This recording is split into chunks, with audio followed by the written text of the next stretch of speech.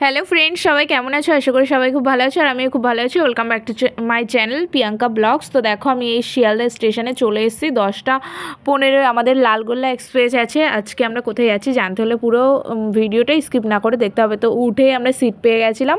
তো এসে ফাইনালি বহরমপুর নেমে গেছি। বহরমপুর থেকে নেমে বাইরে বেরিয়ে দেখো গাছতলার ওখান থেকে একটা টোটো ধরে নিলাম। কোথায় যাচ্ছি আর কি জানতে হলে পুরো ভিডিওটা স্কিপ না করে দেখতে হবে। তো এখানটায় দেখি একটা কি আজকে ছিল মনে হয় কন্যাদের নিয়ে কি একটা দিবস, ওই জন্য আর কি উনি বক্তব্য দিচ্ছিলেন। তারপরে আমরা চলে এসেছি ফাইনালি আমাদের স্পটে। তো স্পটে এসে খেয়ে দিয়ে আর কি আমাদের আর কি রুম দিয়ে দিয়েছে, সেখানে আর কি চলে গেলাম। গিয়ে রাতে শোটো কমপ্লিট হয়ে গেছে 12টার মধ্যেই। তো আমরা আবারও ড্রেস চেঞ্জ করতে চলে এসেছি। তো ড্রেস চেঞ্জ করে আবার খেতে যাচ্ছিলাম ওখানে আর কি, একটু দূরে খেতে দিয়েছিল আমাদেরকে, যেহেতু এটা লস ওই জন্য। তো এখানে আবার রাতটুকু থাকবো, থেকে ফার্স্ট মর্নিংয়েই বেরিয়ে যাব। আমাদের 3টে না 4টের দিকে ট্রেন আছে, ওটাই। তো চলো, তারপরের দিনই বাড়িতে চলে এসেছি। এসেই দেখি ফ্লিপকার্ট থেকে এসে গেছে আমাদের রিং লাইট আমার আর দিদির জন্য। তো দুটো পার্সেলই চলে এসে, বেশ সুন্দর এসছে।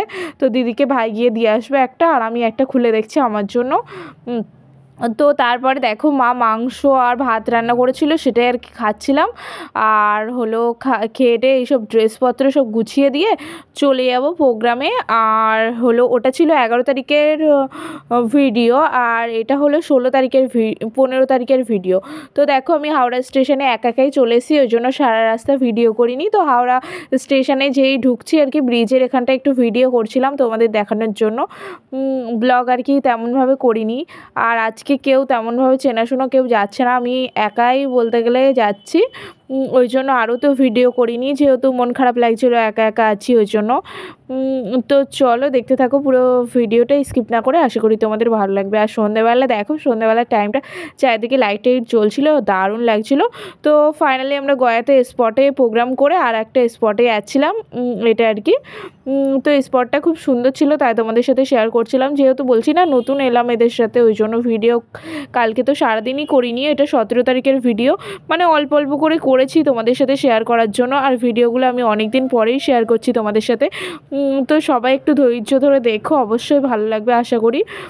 তো দেখো এই লজটা কি সুন্দর, দেখো বেঁকে বেঁকে সিঁড়ি, বেশ আমার তো খুব সুন্দর লাগছিলো। আর নিচে সুইমিং পুল, দারুণ লাগছিলো। আর দেখো রুম দিয়ে দিয়েছে, দারুণ রুমটাও, 2টো বেড ছিল রুমের মধ্যে। তো চলো, আর আমাদের এখানে ছিল রাসযাত্রা। তো আমাদের রাসযাত্রা ভেবিয়াই ভীষণ বড় করেই হয়, 3 দিনের জন্য হয়, কিন্তু মেলা টেলা বসে না। বাট বাজিতে ফেমাস আমাদের এখানটায়। তো দেখো বাজি আর কি তোমাদের সাথে সেটাই শেয়ার করছিলাম। এটা একটা দাদার কাছ থেকে ভিডিওটা আমি চেয়ে নিয়েছিলাম, আমি বলি দে, আমার কাজে লাগবে, আমি যেহেতু বাড়িতে নেই ওই জন্য। বাজি আর সে চিট বলে না, চিটেই ফেমাস আমাদের এখানে। তো কাদের ওখানে কেমন রাস হয় অবশ্যই কিন্তু কমেন্টে জানিও। দেখো কত সুন্দর বাজি, আর এইগুলো সব নিজের হাতেই বানাই। কে কেমন ফার্স্ট হয় সেই হিসেবে প্রাইসও থাকে।